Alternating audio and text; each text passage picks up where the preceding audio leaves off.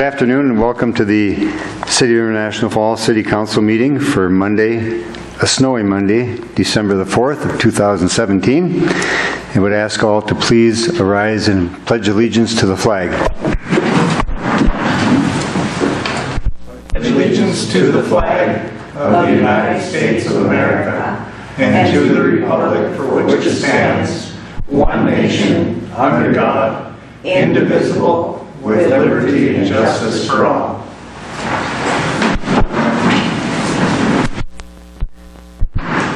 Thank you. Ask the City Administrator to note the roll call with all members of the Council present.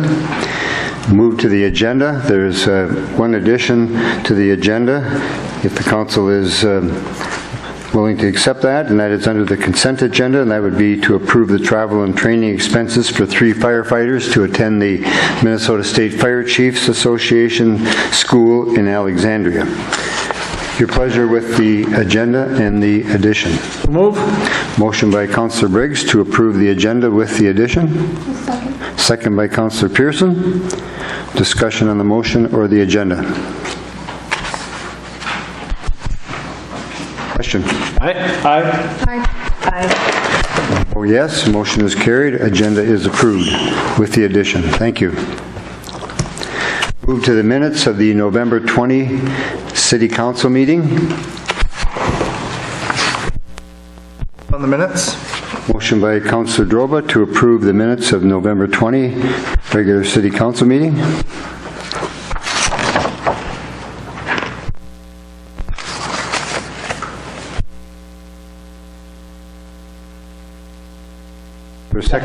Second by Councilor Briggs. Discussion on the motion or the minutes.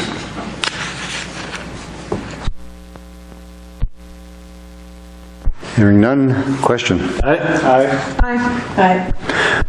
I would vote yes, and motion carries. Minutes are approved for Monday, November 20th regular City Council meeting. Thank you. Move to the resolution approving transfers and payment of claims. We have one transfer, and that's to Fund Number 101 from the Lodging Tax Fund, $483.71. We have accounts payable claims for the City of International Falls of $198,493.78. Airport Commission claims for maintenance and operation of $73,189. Airport Commission terminal project claims of $234,234.42. Your pleasure with the resolution and the transfers and payment of claims. So moved. Motion by Councilor Pearson to adopt the resolution. I'll second. Second by Councilor Droba. Discussion on the resolution or the transfer or payment of claims.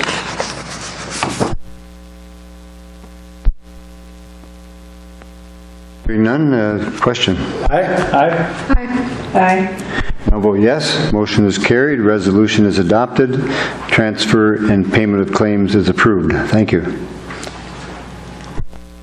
Go to the audience. Is there anyone in the audience that wishes to approach the council at this time that is not on the agenda?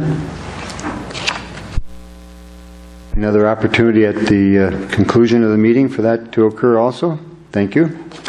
We'll move to bids and quotes. We have approved the low quote to purchase exterior doors, frames, hardware, including the installation of the doors and hardware. And that would come from the Maintenance and Repair of Buildings.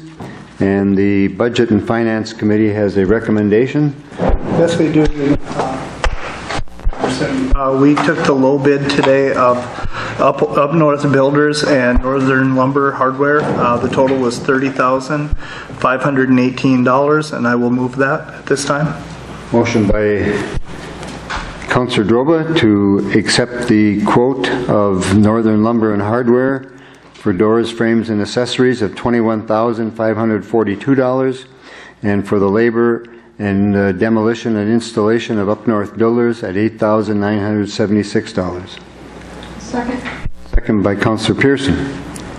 Discussion. Question. Aye. Aye. I'll vote yes. Motion is carried. And the acceptance of the low quote of those two firms is approved. Thank you. Second item under bids and quotes is to approve the low quote per the state bid of $159,971.88 for the purchase of a 710L backhoe loader from Nortrax Incorporated. That would come from the reserve for capital outlay. Motion by Councillor Briggs to approve that low quote. I'll second. Second by Councillor Droba. Discussion on the motion or the purchase of the backhoe loader.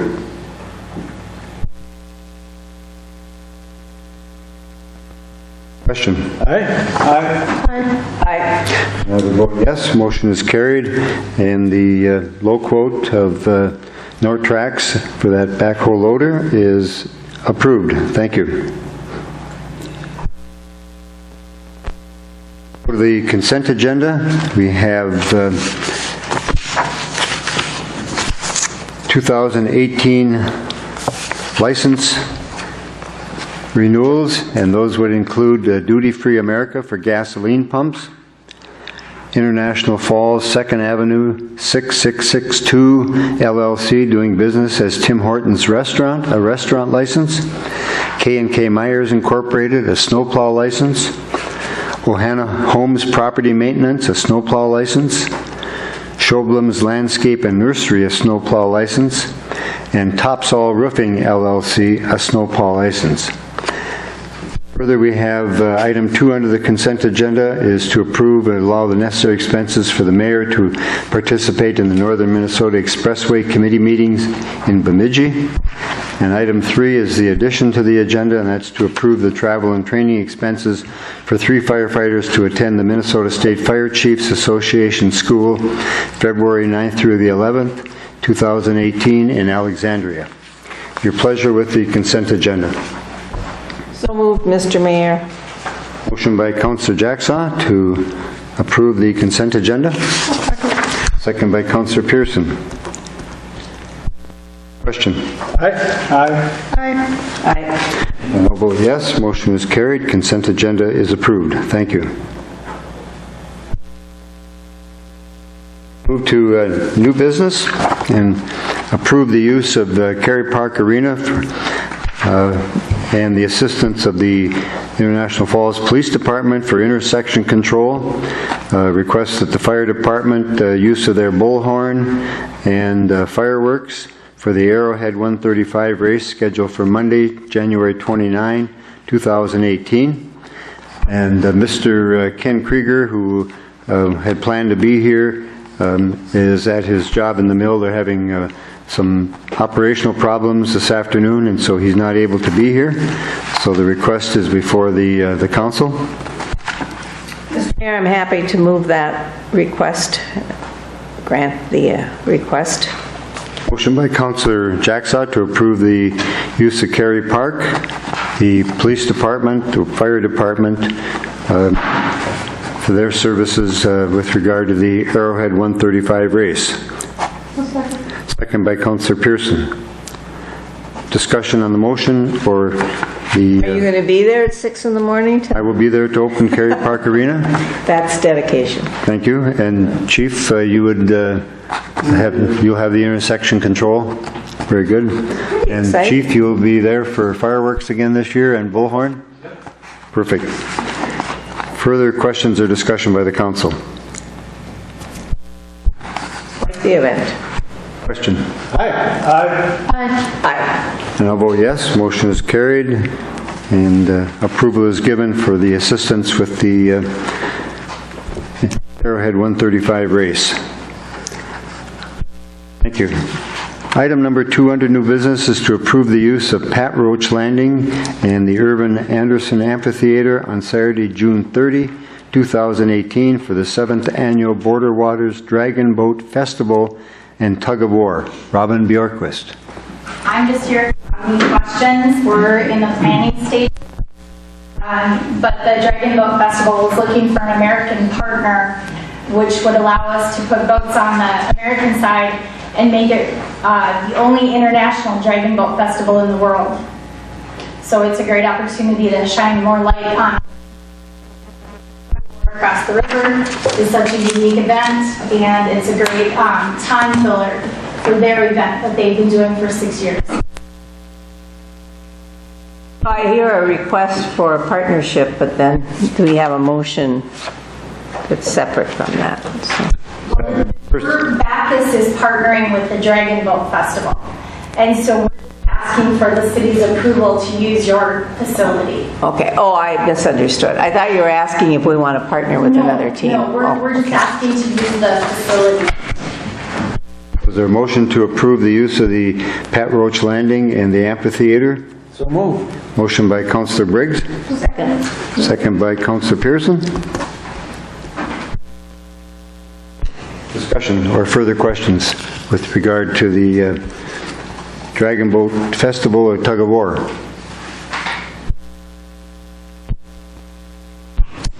Hearing none, question. Aye. Aye. I vote yes. Motion is carried and approval is given for use of the facilities. So do they have all the teams formed? No, well, the Dragon Boat or the Tug of War? The Dragon Boat teams. They have quite a few returning teams. My understanding that they have 2 or 3 American teams that want to participate, and so the Dragon Boat Club are the ones that will be taking care of all of the Dragon Boat teams. Bacchus will be taking care of the Tug of War section. Thank you, Robin. Thank you. Good luck. Item number 3 under new business is to approve the use of Smoky Bear Park for a winter camping event for the Boy Scout Troop 150 on January 20th, 2018. Mr. Frank Edwards. I'm Frank Edwards with Boy Scout Troop 150, and we talked about it. The boys would like to set up a camping demonstration in the park and camp one night overnight. They built a Quincy, which is a snow shelter that's hollowed out, and some emergency type shelters, a reflector shelter. We'd also like to have a fire in a barbecue grill so there is no fire left there. We also have a leader and a couple of us who would like to set up a traditional winter camping tent, which is a hot tent. That's not allowed in Boy Scouts, but it would have a stove in it, and it's the traditional way of winter camping. We think this would be good for our boys to get out and get one night of camping before we go out on the ice in the winter, and also to show people in the area that we do more than just survive here in the winter. So we wouldn't need any support other than your permission to build it, and we would to sleep overnight, and we would destroy the shelter the next day so that there wouldn't be any liability of other people getting in it. They're very safe. We'll stand the whole troop on top of the shelter after we're done, just as an example. And I thank you. Questions? The request is for use of Smoky Bear Park then for that winter camping event. I'll move, Mr. Mayor, that we approve that use. Councillor Jacksaw moves approval of the use of Smoky Bear Park for the winter camping event for Boy Scout Troop 150. Second. Second by Councillor Pearson. Questions or discussion? I think it's a way of promoting the area too. You know, I mean, winter camping is, it's a way of also promoting the area besides training on valuable skills from Boy Scouts. You know. We hope to promote our troop as well, but it would show people what can be done out on the ice. And we do have 2 leaders who help train at the national level, Mike Hedke and myself, so we're pretty comfortable out there. No mosquitoes to swat either. Please, Councillor Droba. If this isn't during the Icebox Days weekend, are we not using the park for the snow mounds for the ice sculptures and using the park for an area for the fireworks and everything else that evening? So this would be Saturday evening, and what area of the Smoky Bear Park would you be looking to utilize? Whatever one would be open for a space large enough. It might take snow from perhaps this section of the council office to build a pile high enough. But yes, it would be, as part of Icebox, I've spoken with the chamber. They were interested in us doing it, but said that I needed to come to you folks for the permission. I don't think it interfere. I think that the sculptures that are done by the school children are generally on the front on 3rd Street here, and I think if you were on the 2nd Street side or over by the band shell, I think there's plenty of room in the park to have these quinzies, is that what the term is? Yes. Quincy. Quincy, okay. I'm new to me, so as long as I'm not sleeping in it, it's okay. I'll be in the heated one.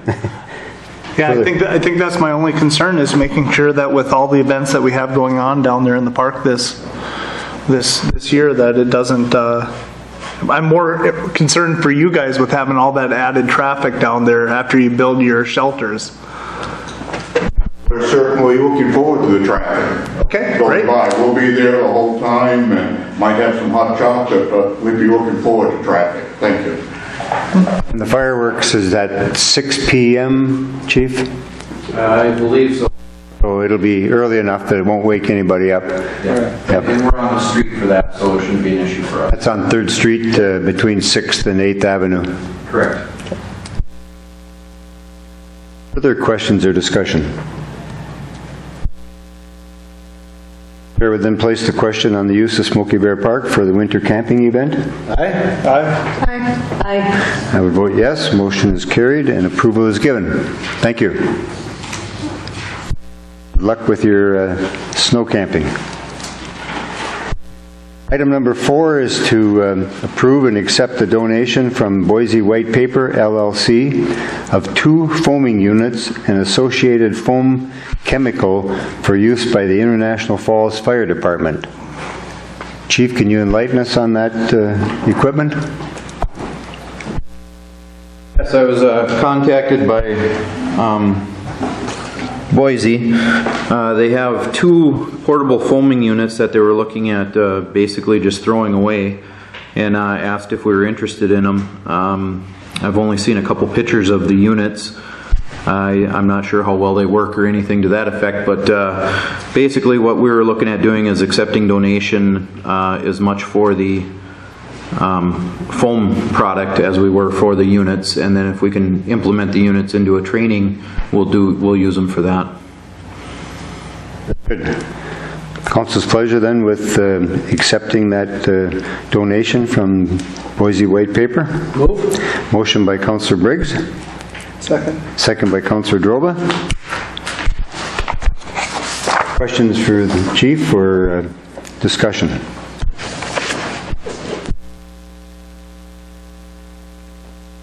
None. Question? Aye. Aye. I would vote yes. Motion is carried and accept of the donation is approved. Thank you. Thank you.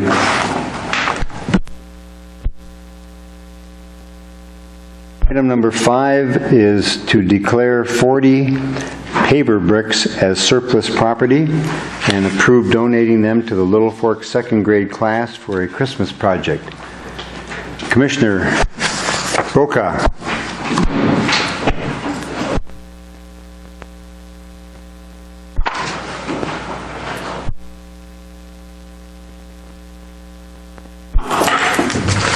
I was approached by the 2nd grade elementary teacher in Little Fork asking where we got our paver bricks.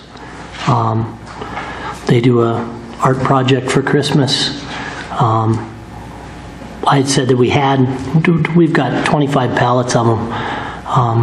Most of them are samples, whole pallets, rather than getting 1 or 2 bricks as samples back when they did Main Street.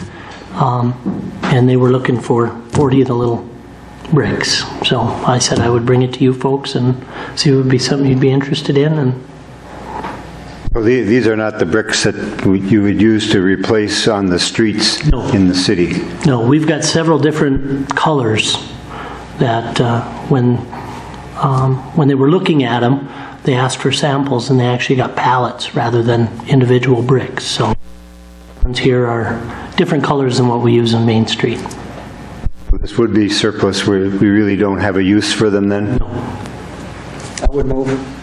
Motion by Councillor Briggs to declare the 40 paver bricks as surplus property and approve donating them to the Little Fork second grade class. Second by Councillor Pearson. Further questions or discussion? Would they be willing to take a pallet? Maybe other classes would get involved.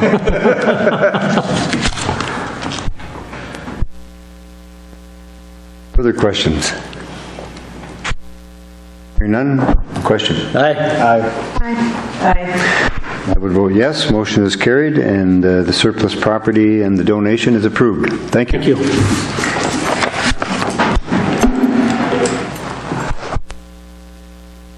Item number 6 under new business is 2018 license renewals, and the only one that we have that I have is the Border Bar and Pizza House Incorporated, and they are asking for a 3-2 off-sale, an off-sale liquor license, an on-sale liquor license, Sunday liquor license, restaurant license, pool table, jukebox, and amusement games.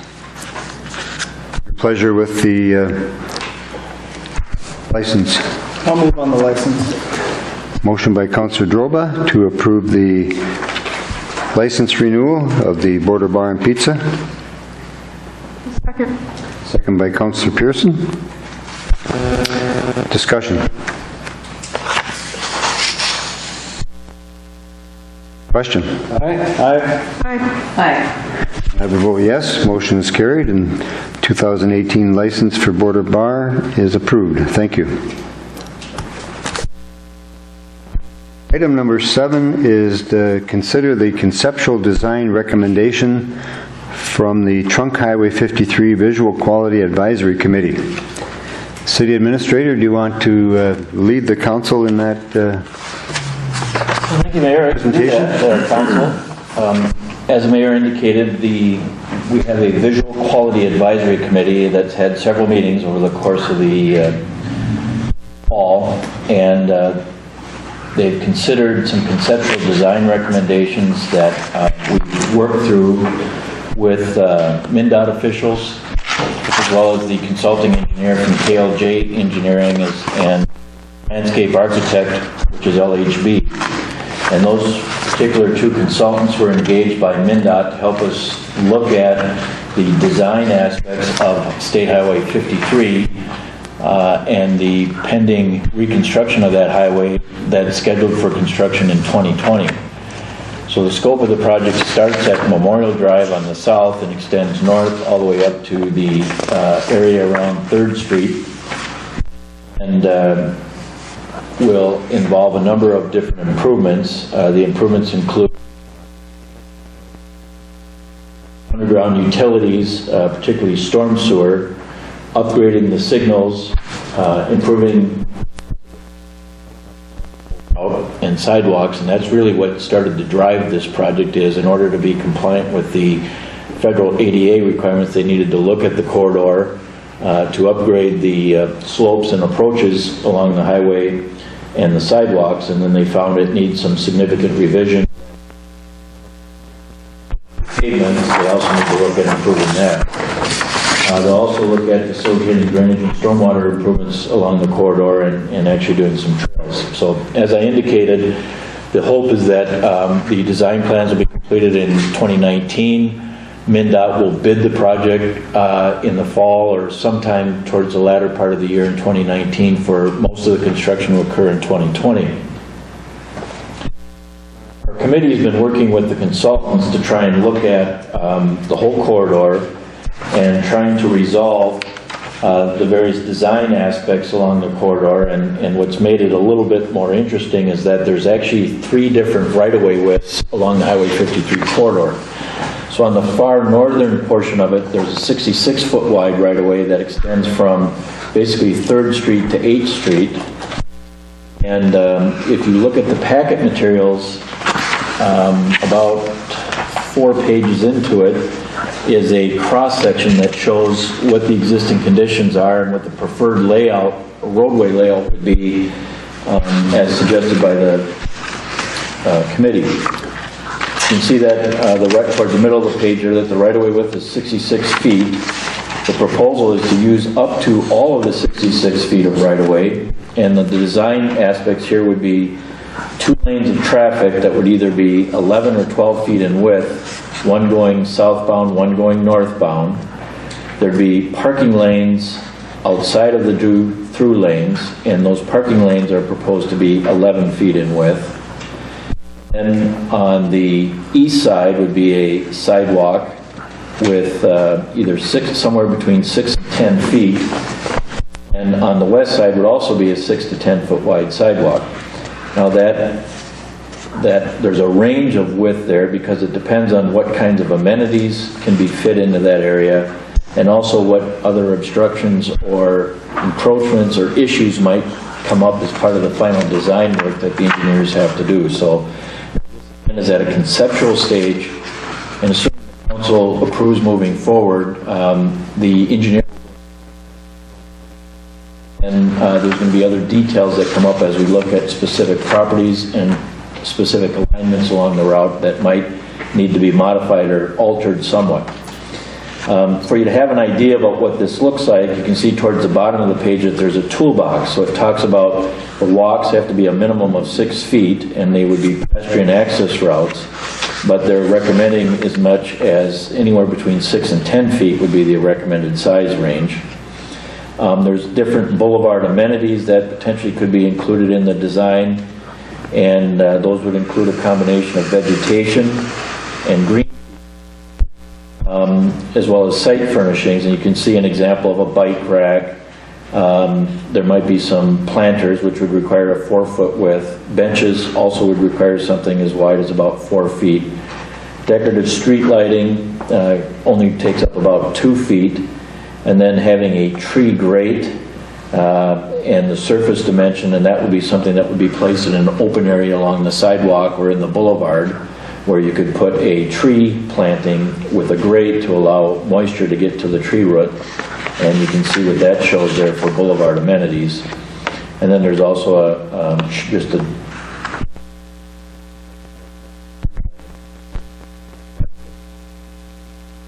that would be recommended for the layout between 3rd Street and 8th Street. And again, that's the area that has only a 66-foot right-of-way. Moving on to the next page, the right-of-way widens between 8th Street and 15th Street, 100 feet. And you can see that the design concepts, the amenities are pretty much the same. Although in this particular area, on the east side, well, I guess we have a broader right-of-way to work with, so in this particular section of this road alignment, there'd be a center turn lane that we currently have along most of this route. They identify it as a 2-way left turn lane that would be 12 or 13 feet in the center. Then you have 1 through lane going south, 1 through lane going north, 6-foot shoulders, then a curb, a 2-foot concrete maintenance strip, then 8-foot boulevards, and again that would be on both sides of the road. And then on the west side would be a 6-foot concrete sidewalk. On the east side would be a bituminous or a paved 10-foot shared use path, and generally that would be used by pedestrians or bicyclists and not motorized vehicles. That particular design concept would only use 83 feet of the total 100 feet of right-of-way available in that stretch, again between 8th Street. Final design concept would go on, and that would extend from 15th Street south to Memorial Drive. That particular corridor only has an 80-foot right-of-way, so it narrows up from the 100 feet that we have in the center. Again, the design would have a center turn lane, 2 through lanes, a 4-foot shoulder versus a 6-foot shoulder, 4-foot area or in the right-of-way. And the same other design amenities, a shared use path that would be bituminous, 8-foot boulevards, and then a 6-foot walk on the west side. And again, that would use all of the 80 feet right away, and that's all that MnDOT has right now is an 80-foot right away. And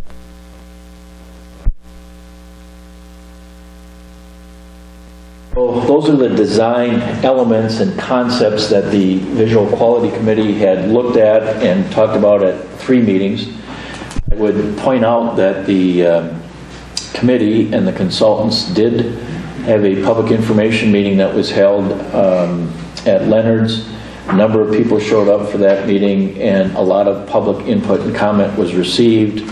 There was different design concept, multiple options shown, not just the ones that were recommended. That some of you were in attendance at that meeting, but the comments from that meeting were also included in the. What we'd be looking for is, after talking about it with the Visual Quality Advisory Committee, before we really have the engineer and the consultants put pen to paper, we wanted to get the City Council's blessing with these design concepts before we move forward to make sure that the Council's on board. If anybody has any questions, I will try and answer them. I know that Mayor Anderson has been at a lot of meetings, so I'd be happy to answer any questions. I may, maybe just to help the council visualize the change that is being recommended here by the Visual Quality Committee, especially on this last section. The right-of-ways, as the city administrator pointed out, vary throughout that corridor. But presently, from 17th Street, that intersection where we have semaphore right now, at McDonald's, Tim Hortons, it starts a 4-lane there and goes 4-lane with a center turn lane all the way to 8th Street, and then starts to narrow down as you get to the 7th Street semaphore. And so this is what being recommended is just 2 lanes now versus a 4-lane stretch in there. And so you'll pick up a great deal more boulevard, room for a shared use path through that whole area. So it's going to have some significant, because I think a lot of folks use the outer lanes for turn lanes. And so it's not going to be, it's going to be somewhat different than what folks are used to. So I just want to bring that to your attention. And I don't know that there has been any conclusion on that area from 8th Street up to the 15th Street at the VFW with regard to the right-of-way. There's still, if you look at that one sheet there, the use would only be 83 foot of right-of-way where there is 100 foot now, which would say that the VFW, some of the restaurants and motels along the route there, Slumberland and others, that they're using some of the right-of-way for parking on their property. And so I don't know what the state's going to do, if they're going to turn it over to the city and we can just say, fine, continue to use it as it is, or is the state going to come back and say, folks, you need to buy this right away because it's not going to be used, and charge property owners for that. Ken, you may have some other thoughts on that also. Or... No, I think those are important points to make, and those are significant. What's currently being proposed, and I think the thought primarily in reduction of the number of driving lanes in that center corridor is that the traffic counts on the proposed design can handle as many as 14,000 cars a day. Right now, we're seeing around 8,000 or 8,500 at the peak intersections along the route. So the idea is that it would reduce some of the costs. It would provide some more continuity in terms of the amount of driving lanes throughout the corridor. Essentially, the whole corridor will have one driving lane going north, one south, but center turn lanes in the whole route, with the exception of the bottleneck, if you will, that exists from roughly 7th Street to 3rd Street. And that's more of a downtown corridor, and we have existing parking in that area where in the are. So that's why there's a proposal, and the right-of-way is only 66 feet. There was some just very general discussions about that at the committee level, and I think it's clearly uncertain as to what would happen in that area where the actual improvements would be about 83 feet in width, although there's 100 feet of right-of-way. And the mayor has pointed out that there appears to be some encroachments on individual properties where they're using parking or some of the right-of-way for their own private purposes. So that's where that information is going to be more detailed, and we'll be more familiar with what those specific encroachments or uses may be after the engineers start to look at each site along the corridor as part of this preliminary engineering design. I haven't had the benefit of that, but as the mayor pointed out, one possibility would be is for the state to give up that particular right-of-way and no longer use it because it's not needed. Whether or not that would require property owners to pay for it, or they can just abandon it and vacate it for no fee. Those are still detailed questions that have yet to be resolved, and we have to look at it really on a lot-by-lot basis, I think, when we... I have a question. Please.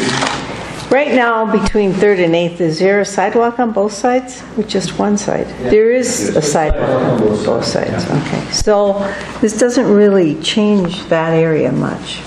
Okay.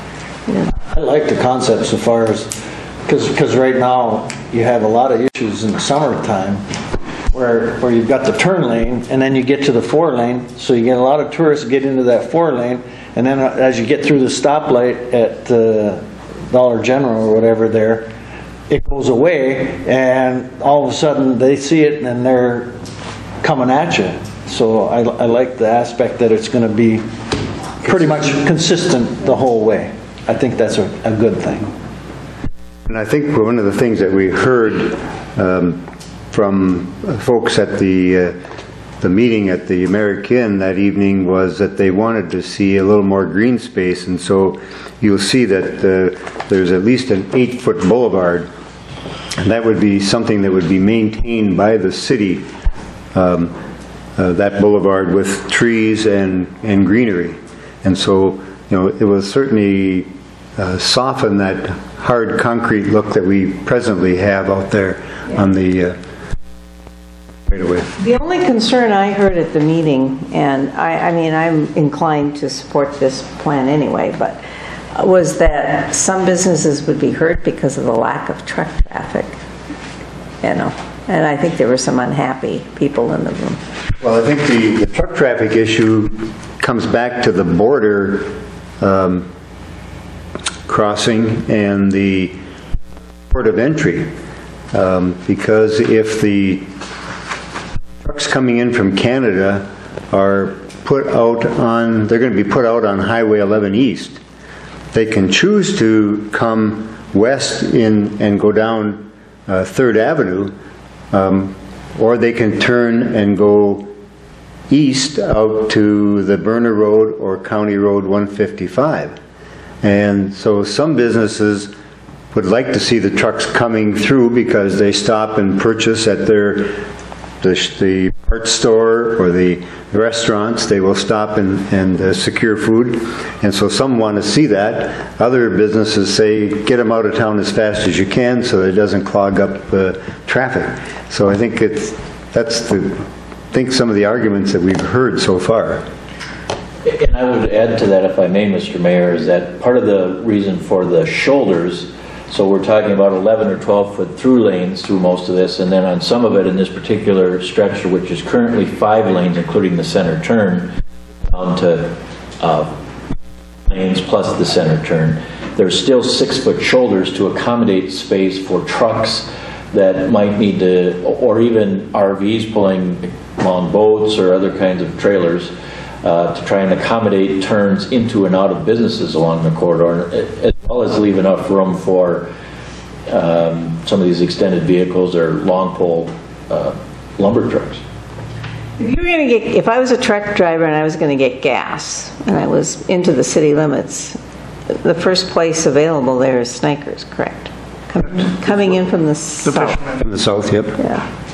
So if you just wanted to get gas and then you wanted to get back on, do you have to backtrack to get back to? Well, you could come down to 15th. You could come down to 15th Street, and that's a state aid street going east. Turn at Slumberland. And then pick up the Burner Road down. Pick up the Burner Road. You could do that. Okay. As far as semis trying to get into a gas station on there, most of them you can't get into them anyway.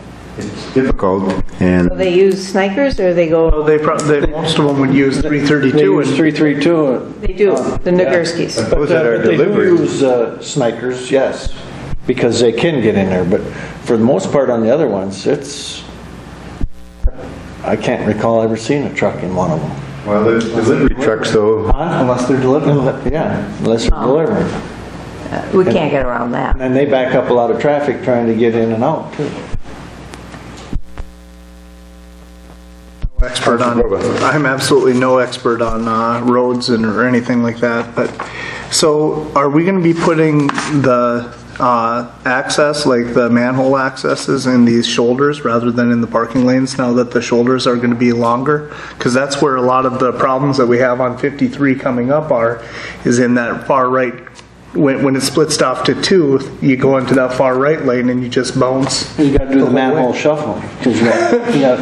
So that's my question. Are we going to get all of those off the main traffic area so that we can have those on the shoulders? Is that Mr. Mayor, I think there was discussion, and that was one of the problems identified in the current alignment.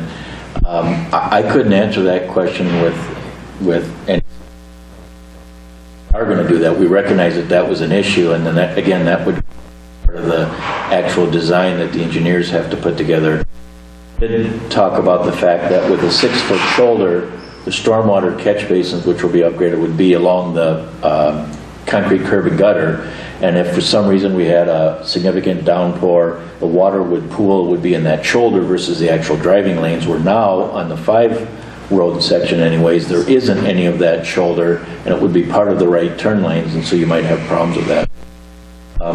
The existing infrastructure is where it is, and so the manholes typically have to be above where those water and sewer lines are. So on most of the route, according to the Public Works Director, I think the sanitary sewer is actually out into the alleys outside of it. I don't know if the manholes are where there's underground utilities that cross Highway 53 or if they run parallel to it. But we did recognize that was a problem, and that's something that we want to try and minimize that complication. I think it's a good plan. It'll help beautify the entrance there in 50. And this is just one step forward. The council would approve this. They can then get into the design, and it will come back to the council again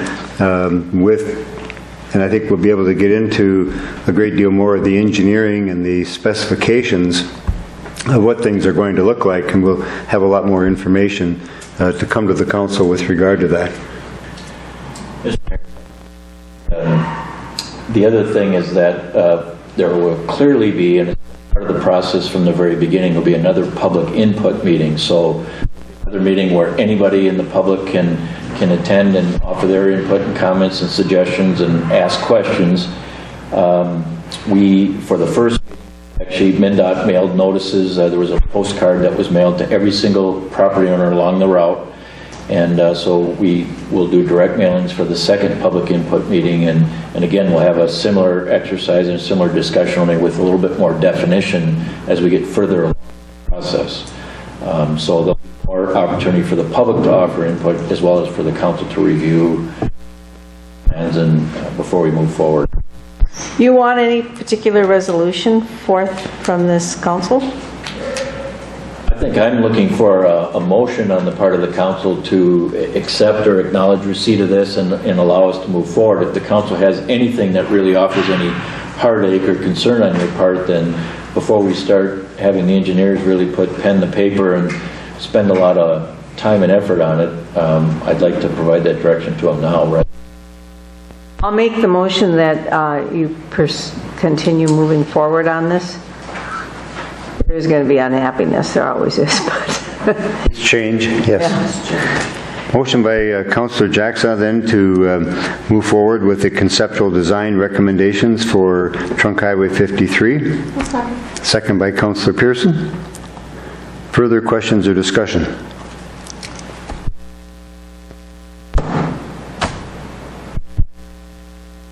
Chair would then place the question to the council. Aye. Aye. And I would vote yes. Motion is carried, and the conceptual design will continue forward. Thank you. Item number 8 under new business, approve the appointment of Michael Bounds and Tyler Richards to the Police Department part-time roster from the list of eligible employees effective immediately. Chief Maston. Thank you, Mr. Mayor. Just for council information, our part-time list has dwindled some. We've lost some of our part-time officers who were fortunate enough to get full-time placement elsewhere. So I've recently turned in 3 names that we removed from our part-time list.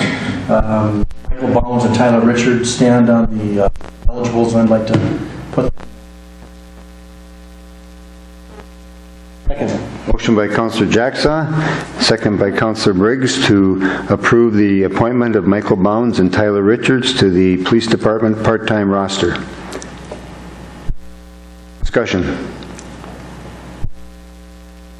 Please.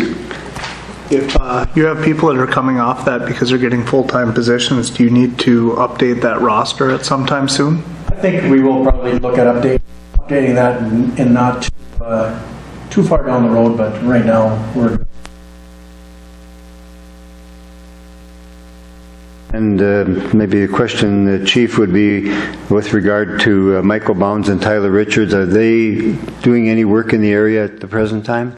Michael Bounds has been with the Sheriff's Office working in the jail part-time for some time now, and he's also a part-time deputy.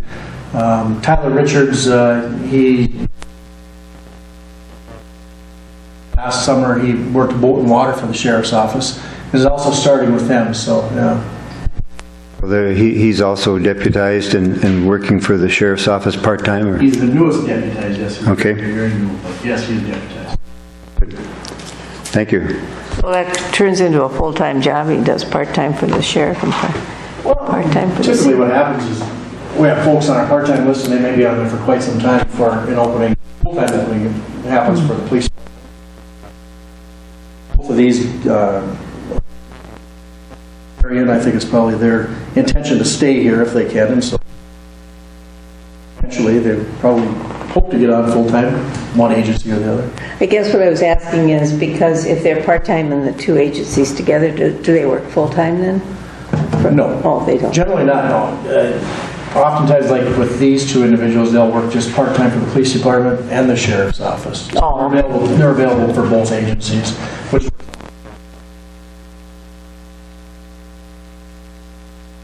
Further questions or discussion?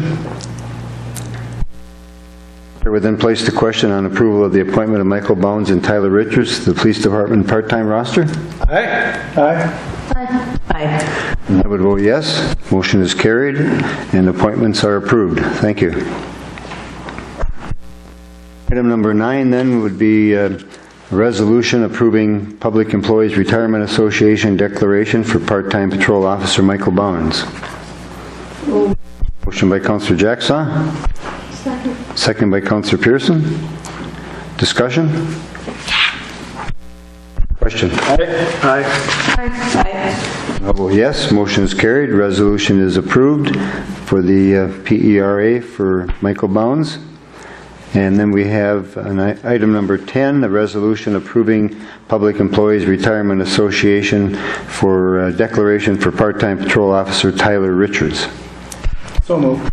Motion by Councillor Droba. Second. Second by Councillor Pearson. Briggs, excuse me. Adopt the resolution. Discussion. Question on the resolution. Aye. Aye. I'll vote yes. Motion is carried. Resolution is adopted, and the PERA declaration for Tyler Richards is approved. Thank you. Any other business to come under new business?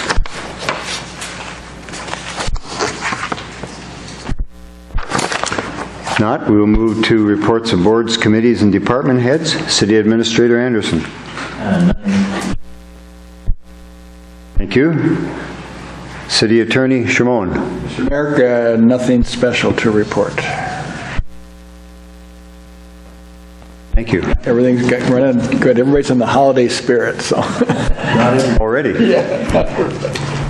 Chief Maston. Oh, excuse me. Mr. Mayor, we had a conversation at our Budget and Finance meeting earlier, and it came up about the trailer across the street from Super One. And the conversation that we had at the Budget and Finance meeting was to ask for your direction to write a letter to have that property vacated, or what legal means can we make to get that trailer out from the field across from Super One? He's suffering with that. Who owns the trailer? Nobody knows. That's the issue at hand right now. It was essentially abandoned as we understand it, and if I'm wrong on any information, please correct me. Was it on Christensen's property? Correct. Well, we assume that it is now the property of the trailer court. If it's abandoned, you would ask the Christensens to. If a trailer home would qualify for our program where we, get rid of blight, but. It would, City Attorney Shimon, the city is prepared to remove the trailer to our landfill. However, it has white goods in it that need to be removed beforehand. That has not been done, and it's been sitting there for... Well, a minimum of 2 weeks, because we brought it up at the last council meeting, if not a month. What I would suggest we do is just abandon on Christensen's property. So if we get permission, have the Christensens sign the permission slip that Kelly typically does to authorize it to be demolished, and then again, we would be responsible for getting rid of the white goods, or if we have to do it, typically we would. And I think maybe what might be well is if you were to determine the ownership of that trailer, and if it's in fact Christensen's or whoever owned the trailer previously, and I assume that it's like a vehicle because they're licensed. Trailers are licensed, and so I think we would need to know what the ownership, and then either send a letter to the owner or to Mr. Christensen to clean it out. And if it isn't done within 10 days or whatever might be a reasonable period of time, that the city will go in and remove that, and it will be assessed to the property. Sure. I mean, the Christensens would have to know, whose trailer it was and who was renting the space. I mean, they'd have that information, and they have a contract that they would have signed when the people over the trailer or purchased it or whatever. No, I can get a hold of them. Do you want a motion by the council to do that? I don't think it requires a motion. All right, we will leave that in your area. Thank you. Thank you, Councilor Droba. We'll move to department heads. Chief Maston. Thank you. Activity for the police department for the month of November. I've submitted my report to you. As you'll see, our officers were pretty busy for all month with their community activity. Their involvement in the holiday parade, the toy drive, a lot of in-class participation. Thomas, Kutaska, as far as firearms presentations.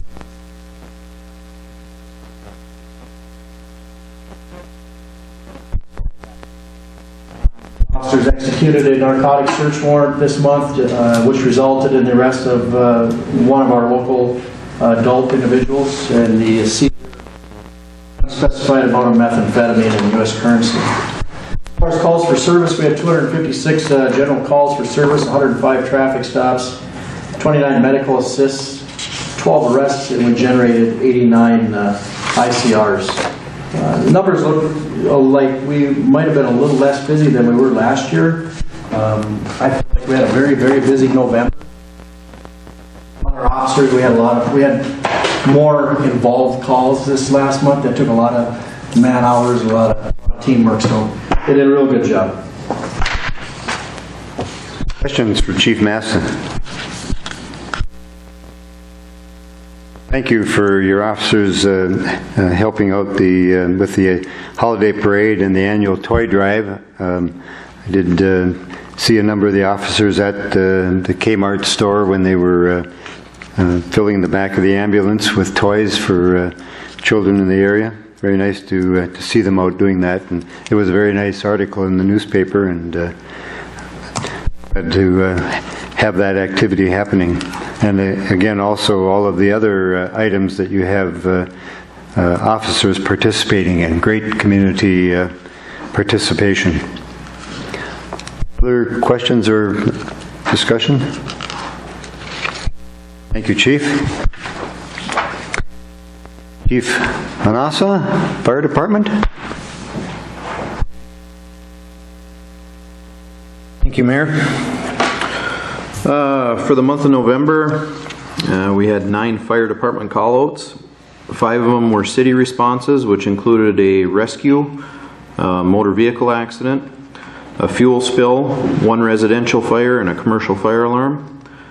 We had 4 rural fire responses, which included 2 motor vehicle accidents and 2 residential fires, and then we also had 1 CO alarm call. For training, we had our regular business meeting and training on the 16th of November, and then we also had the HSEM CAT Team TAC meeting in Brainerd, which was the 1st and 2nd of November. And then for the community involvement, we had our monthly ride to school on the 29th of November, and then of course we did the Fill the Ambulance toy drive on the 24th and the Christmas parade. And again, a big thank you to Chief Maston and his crew, and Sheriff Hedlund as well. Very big success again this year. Donated a lot of toys and money, and then the follow-up with the money on that is we do take, through the Salvation Army, we do have an opportunity to go shopping with the kids too, which is the Saturday, I believe we're doing that, the 9th. So that'll wrap up the toy drive. For the ambulance month of November, we had 84 911s, 50 transfers for a total of 134 runs. For the year, that's 835 911s, 498 transfers for a total of 1,333 runs. And training on the ambulance side was, again, just monthly meeting and training on the 8th of November. Thank you to your members for their participation in that toy drive. Also, it's great to have the ambulance out there at the Kmart, and the fire truck looked terrific with all the lights on it for the Christmas parade. Very, very festive. Questions or discussion with the chief with regard to his report? Very busy month. Lots of activity there. Sure. Thank you. Thank you.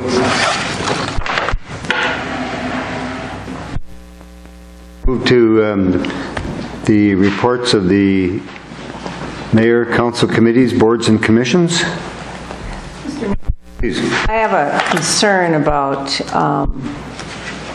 the property that's adjacent to Larry Keep's expansion and the lack of a fence that's not going to go there. There used to be one, there isn't one now.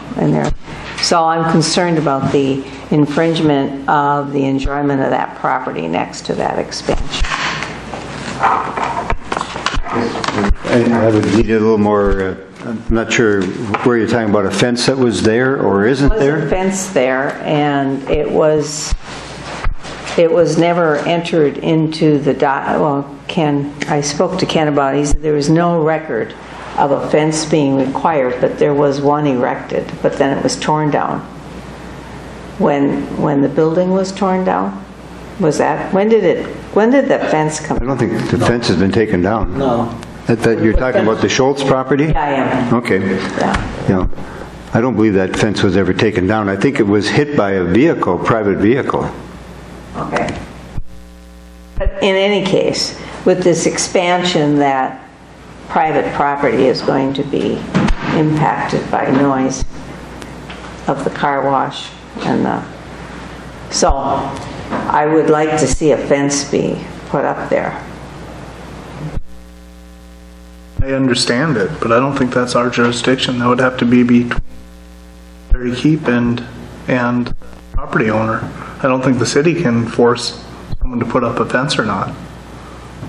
I mean, there was nothing in any agreement with the city that they were going to do that. I guess it's an oversight on our part because, I mean, we have zoning where we have commercial interests adjacent to private residential property. And, you know, maybe we don't have anything in writing, but ethically and morally, it seems like it's wrong for us to allow an expansion that will deteriorate the enjoyment of a resident that was there first. It gives me heartburn on this one. And I don't know what steps we can take, but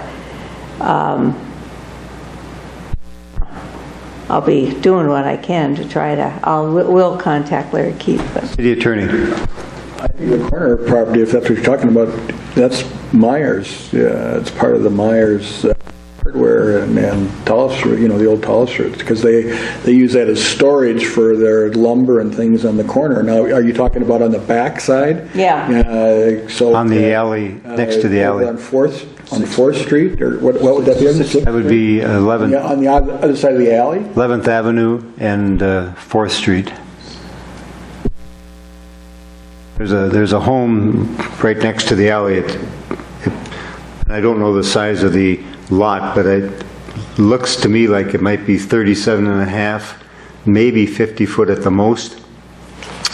But my understanding of the plan, and I've not seen it in visually seen a plan, but I've been told by Mr. Keep that he intends to move the car wash and his service garage further to the west. Everything is going to the west, away from the house. I think what would be near Mr. Schultz is going to be the gas pumps. Okay. Not the car wash? Not the car wash. That's going to go down against the Myers property that the city attorney is speaking of. Well, he's very concerned, and so... And I do believe, and Mr. Keep also told me that he has visited with Mr. Schultz to let him know what his plans are. Again, I don't know if he has shown him the plan. I will call Mr. Keep, but as well. But I'm concerned about a resident having negative impact from a commercial interest on an expansion, but I'll dig into it further. Just want to share the council with that issue. Well, if you remember, when I made the motion, it was contingent on that fence if in fact there had been an agreement, and my understanding was that you could not find an agreement. The fence was built, but there was never any developer's agreement that stated that it had to be built at the time. Also, the way the building was taken down or handled was different than what the motion was. Correct? Yes, Mayor, if I may. Please, City Administrator. Offer some additional input from a staff perspective.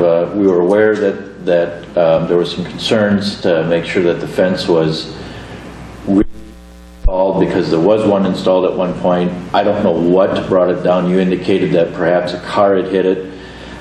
So in any event, the fence is not currently in place, and so the residential building, which is on the north side of the alley, but essentially in the same very close proximity to where the current gas station and convenience store car wash is, it doesn't really have the screening that was originally agreed to. It was considered back, and I want to say it was 1990.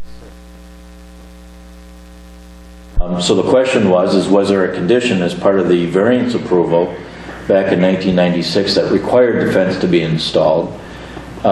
We can't find any record in writing about the action of the Planning Commission or the Board of Zoning Adjustments requiring that, and what the approval was, and if there was any conditions of approval. However, our staff recalls that the assertion that that Mr. Schultz, I think it was, or his family asked for a fence to be installed, and it was agreed that Mr. put one up, and somebody did in fact put it up, but it hasn't been maintained. But it wasn't required as part of any official approvals on the part of the city. So, well, if you go back to 1996, Larry Keep wasn't the owner of that. So it would have been a different owner. But there was a discussion about having that, and I would say that from my experience in doing planning and zoning for a long time is that I would encourage, if there was a condition, that type of screening be put up to screen the commercial uses that could go as late as 10 or 11 o'clock, depending on what ultimately gets constructed and what the business owner wants to do, and try and screen the residential purpose so that you don't have that, so you can maintain some level of quiet enjoyment of the residential property in the midst of, you know, a commercial establishment that starts at 7 and goes probably till 9 or 10 at least now, and I don't know what the hours will be. So, but there's nothing that the city can mandate until we review his application and or requirement for a conditional use permit. Then the consideration is part of the conditional use permit. Typically, you'll have people who all want to be good neighbors, and so if it's a big I'm assuming that Mr. can accommodate his concerns as part of as yet. Okay. Well, I was going to reach out to him, so I wanted to share with council what I've been hearing. To finish up with Councilor Briggs' concern, we did, you know, the council had approved a development agreement, and one of the terms, I believe, in that development agreement was that the fence be reinstalled, but we ultimately just took the building down through our demolition program and not through the development agreement process, because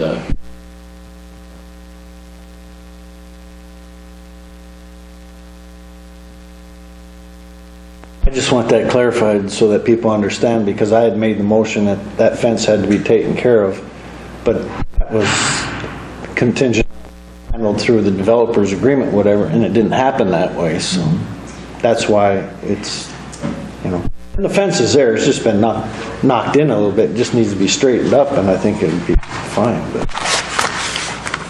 Well, I wanted to end. Is the fence on, I assume it's on Mr. Schultz's property? I'm assuming it. I don't know that. And I believe Mr. Keep was having a survey done presently to be sure that he was going to... Yes, he's going to have a Serrano. Dave Serrano is going to be doing a survey of the property so that he knows where the right-of-way and other questions, property lines are. Okay, that's all I have.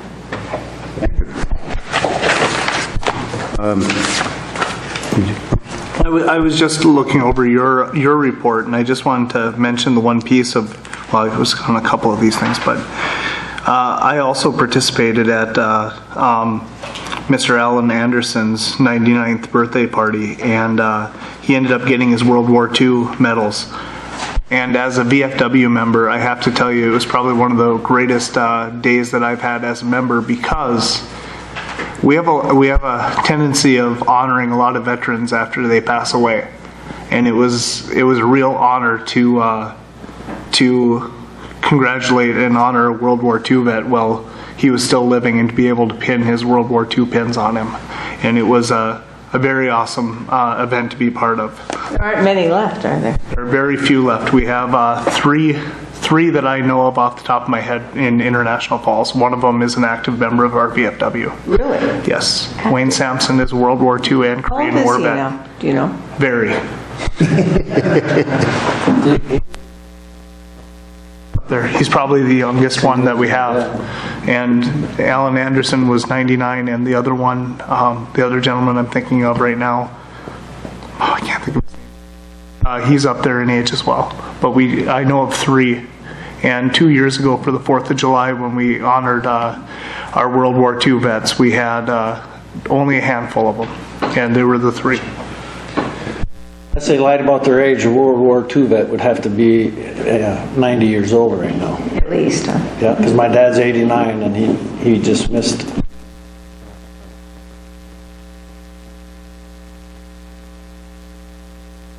Well, thank you, Councillor Drova. That was a great celebration of Mr. Anderson's life.